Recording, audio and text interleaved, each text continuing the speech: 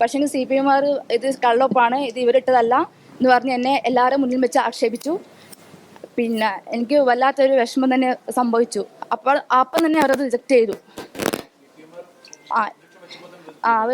അദ്ദേഹം അപ്പം തന്നെ അത് റിജക്റ്റ് ചെയ്തു. പിന്നെ പെട്ടെന്ന് എന്നാ പറയണ്ടേ, അദ്ദേഹം വേറെ വിളിച്ചു ചോദിക്കാനൊന്നും നിന്നില്ല, അപ്പം തന്നെ അത് റിജക്റ്റ് ചെയ്തു.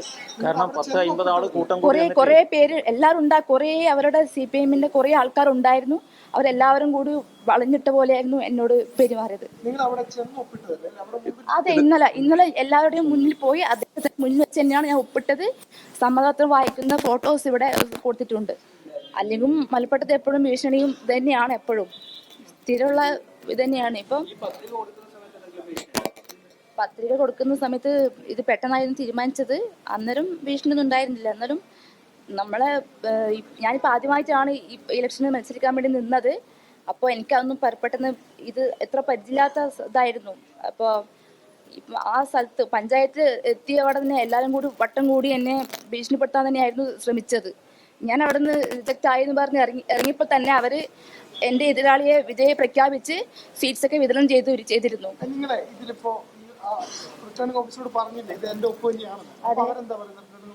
അദ്ദേഹം പറയുന്നുണ്ട് ഇത് ഈ കുട്ടിയുടെ ഒപ്പം തന്നെയാണ്, എൻ്റെ മുന്നിൽ തന്നെയാണ് ഇത് ഒപ്പിട്ടെന്ന് പറയുന്നുണ്ട്. പക്ഷെ അതൊന്നും അവർ മുഖവിലേക്ക് കൊള്ളുന്നില്ല.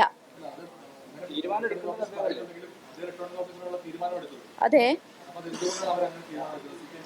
ഭീഷണി തന്നെ. അതെ, ഭീഷണി തന്നെ. അയാള് അദ്ദേഹത്തെയും എന്താ പറയണ്ടേ, വലിയ രീതിയിൽ വട്ടം കൂടി ഇരുന്നിട്ട് ഒച്ച ഉണ്ടാക്കുമായിരുന്നു, ഭയപ്പെടുത്തുകയാണ് ചെയ്യുന്നത്. അവിടെ ഈ റിട്ടേണിംഗ് ഓഫീസറെ മുറിയിൽ സൂക്ഷ്മ പരിശോധനക്ക് പരിമിതമായ ആൾക്കാരാണ്. അതായത് രണ്ട് സ്ഥാനാർത്ഥി, അല്ലെങ്കിൽ അയാൾ നിർദ്ദേശിച്ചവർ, അല്ലെങ്കിൽ അവരെ ചീഫ് ഏജന്റ് എന്നിവരെ ഉണ്ടാവാൻ പാടില്ലോ. പക്ഷേ ഈ ഓഫീസ് മുഴുവൻ CPMന്റെ ആ പ്രാദേശിക നേതാക്കന്മാർ മുഴുവൻ അവിടെ അങ്ങനെ അത് തന്നെ അനധികൃതമാണ്. അവരാരും അത് മുറിയിലേക്ക് പ്രവേശിപ്പിക്കാൻ പാടുള്ളതല്ല. അവിടെ വെച്ചിട്ടാണ് ഈ ഭീഷണിയും സമ്മർദ്ദമല്ലോ. അതിൽ പ്രധാന കാരണം വേറെ ഒന്നുണ്ട്. മലപ്പട്ടത്ത് 14 വാർഡാണ് ആകെ ഉള്ളത്.